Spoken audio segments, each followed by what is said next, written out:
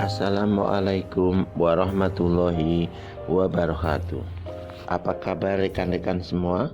Semoga selalu dalam keadaan sehat serta dalam lindungan Allah Subhanahu wa taala. Berjumpa kembali dengan mata kuliah metodologi penelitian. Pada pertemuan kali ini, saya akan menyampaikan tentang pengukuran. Observasi dan pengukuran merupakan aktivitas dasar ilmu pengetahuan. Awal suatu observasi adalah pengalaman sensorik terhadap fenomena alam. Apabila kita melihat, mendengar, meraba, atau mencium sesuatu. Kita kalau melihat mendengar akan bertanya penyebabnya, mengamati secara sistematik. Proses mengamati dan mengurai fenomena inilah yang disebut sebagai observasi, yang merupakan aktivitas rutin kita sehari-hari, bukan monopoli penelitian. Observasi ilmiah memiliki kelebihan yaitu sifat yang sistematik, objektif, dan langsung. Hasil observasi ilmiah harus terorganisasi dengan dicatat dengan baik. Observasi ilmiah sangat diperlukan dalam mengukur suatu fenomena.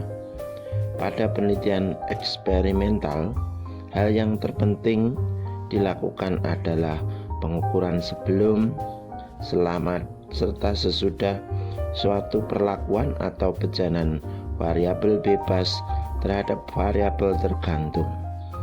Perubahan yang terjadi kemudian diukur dengan cara tertentu dan dicatat. Pengukuran merupakan proses kuantifikasi hasil observasi dengan memperhatikan referensi tertentu dan dinyatakan dalam unit yang baku. Keadaan serta karakteristik subjek penelitian dikuantifikasikan yang dinyatakan dalam unit pengukuran. Dari sudut teknis, yang diukur bukan kejadiannya sakit atau objeknya pasien, melainkan dimensi atau kualitasnya, misalnya sakit, usia pasien, frekuensi kejang.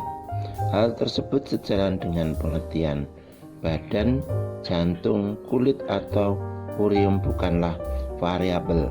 Yang merupakan variabel adalah berat badan, laju jantung, warna kulit, atau kadar urium. Dalam ilmu empiris, hipotesis harus diuji kesahihannya dengan observasi empiris yang diawali dengan observasi, pengukuran, dan pengumpulan data. Data didefinisikan sebagai hasil observasi yang diperoleh secara sistematik.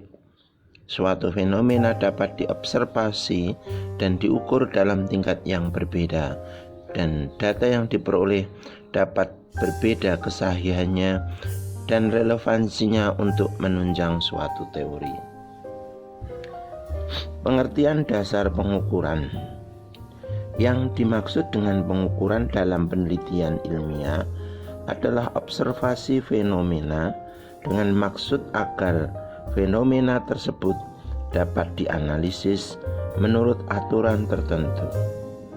Hasil analisis tersebut memberikan informasi baru tentang objek yang diukur. Konsep pengukuran serta alat ukur dalam penelitian mempunyai makna yang luas, bukan hanya pengukuran sehari-hari yang biasanya berkonotasi kuantitatif.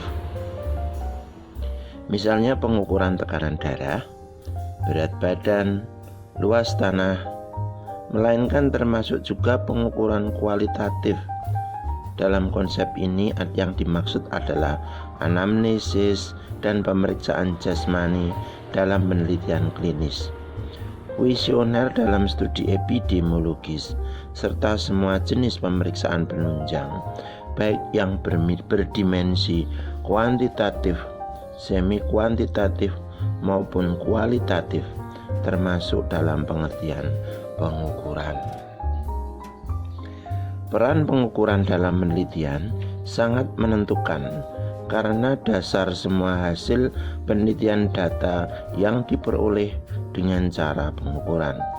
Kesalahan dalam pengukuran dengan sendirinya akan menyebabkan rentetan kesalahan sehingga hasil penelitian tidak menunjukkan keadaan sebenarnya. Hanya dengan pengukuran yang sahih, maka hasil suatu penelitian dapat dipercaya.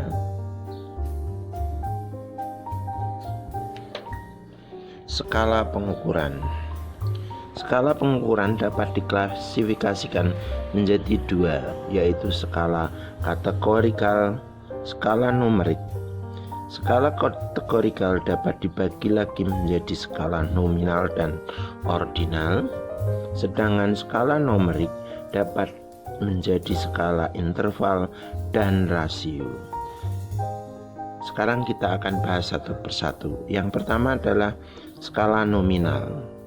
Hanya merupakan nama atau label variabel dan tidak mengandung informasi peringkat. Contoh golongan darah, suku bangsa. Skala nominal yang mempunyai dua nilai disebut dikotom atau binomial. Contoh adalah sembuh, tidak sembuh. Sedangkan yang mempunyai lebih dari dua nilai disebut polikotom. Contohnya Islam, Hindu, Kristen, Katolik. Skala nominal tidak dapat dimanipulasi secara sistematis. Misalnya dihitung nilai rata, minnya, tetapi dapat dihitung proporsi, presentasi, risiko absolut atau risiko relatif. Uji hipotesis yang sering digunakan untuk variabel nominal adalah G kuadrat.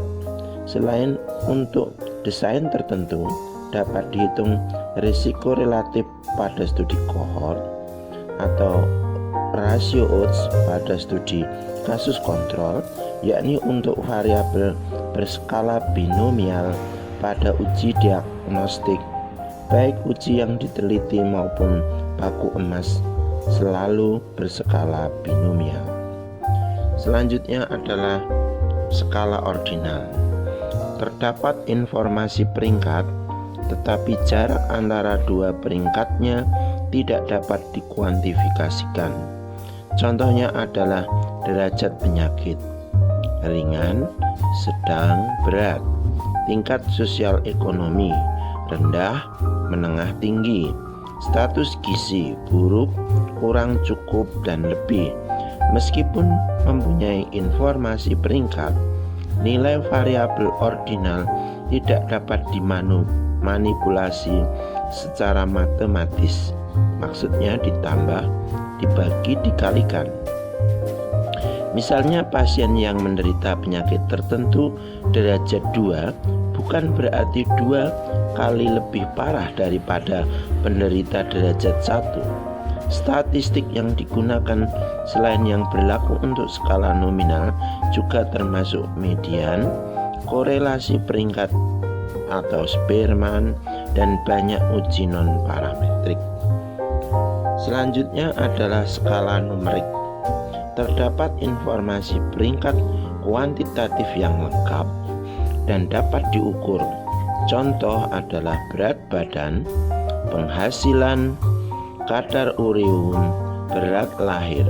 Nilai skala numerik dapat dimanipulasi secara matematik, ditambah, dikurang, dibagi, dikalikan. Skala numerik dapat dibedakan menjadi skala interval, yakni skala numerik yang tidak mempunyai nilai nol alami. Misalnya suhu Celcius tidak sama dengan 0 derajat Fahrenheit. Oleh karena nilai 0 tersebut adalah arbiter, ditentukan oleh manusia, bukan nilai alami. Skala rasio yang mempunyai 0 alami, misalnya berat badan, kadar kolesterol. Skala numerik dapat pula dibagi menjadi 2. Yang pertama adalah skala kontinu mempunyai nilai dimensi, misalnya kadar ureum, berat badan, dan yang kedua adalah skala diskrit, tidak ada desimal, misalnya jumlah anak. Dasar klasifikasi pengukuran tersebut adalah jenis variabel yang diukur. Skala pengukuran penting dibedakan karena skala yang satu memberikan lebih banyak informasi daripada yang lain. Selain analisis serta uji hipotesis untuk masing-masing skala variabel berbeda. Dikatakan bahwa skala numerik lebih kuat daripada skala ordinal, sedangkan skala ordinal lebih kuat daripada skala nominal. Istilah tersebut dapat saja digunakan hanya dengan pengertian bahwa skala numerik dapat diubah menjadi skala ordinal dan nominal, namun tidak sebaliknya. Sebab dalam kehidupan sehari-hari justru skala nominal, ya atau tidak, lebih sering digunakan sebagai ukuran oleh dokter maupun pasien, misal sembuh atau tidak, membaik atau tidak, aman atau tidak, ketimbang ukuran tumor, depresi segmen ST pada EKG, atau perkiraan volume efusi pleura. Karena itu, pada simpulan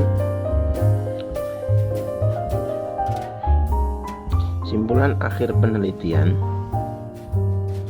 skala numerik sering diubah menjadi skala nominal untuk dapat disimpulkan secara kualitatif sebagai ya dan tidak. Dalam pengukuran atau pengumpulan data, bila mana mungkin diusahakan untuk mengukur variabel dalam skala numerik, meski penelitian hanya memerlukan skala ordinal atau nominal. Variabel yang berskala numerik tersebut kemudian dapat diubah menjadi berskala ordinal atau nominal dengan titik potong tertentu. Misalnya ingin diketahui prevalensi hipertensi pada kelompok dokter dengan cara membagi status tekanan darah dalam 4 kelompok: normotensi, hipertensi ringan, sedang, dan berat. Pada saat dilakukan pengukuran, yang dicatat hendaknya bukan apakah seseorang menderita hipertensi ringan, sedang, atau berat, melainkan yang dicatat tekanan darahnya dalam milimeter Hg. Nilai numerik tersebut kemudian dapat dengan mudah diubah apabila ingin dilakukan pengelompokan subjek menjadi normotensi dan lainnya. Keuntungan cara ini adalah lebih mudah menelusur bila ada data yang hilang, dan yang kedua mempunyai kata dasar yang dapat dipakai sebagai bahan atau latar belakang penelitian. Selanjutnya adalah data keras dan data lunak. Dalam kedokteran modern, banyak alat ukur yang mempergunakan mesin yang canggih. Dalam kontrol kualitas yang ketat, mesin tersebut dapat memberi hasil yang amat cepat dan akurat.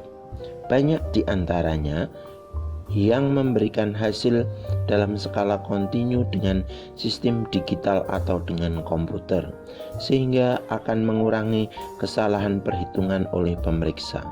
Data tersebut seringkali dinamakan sebagai data keras atau hard data, berlawanan dengan data lunak atau soft data yang biasanya lebih subjektif karena memerlukan interpretasi lebih sering, menimbulkan bias atau variabilitas.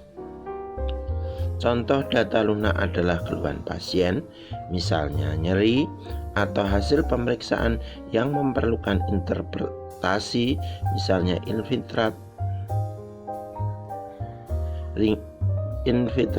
ringan, sedang, berat pada foto paru. Saya kira cukup. Wassalamualaikum warahmatullahi wabarakatuh.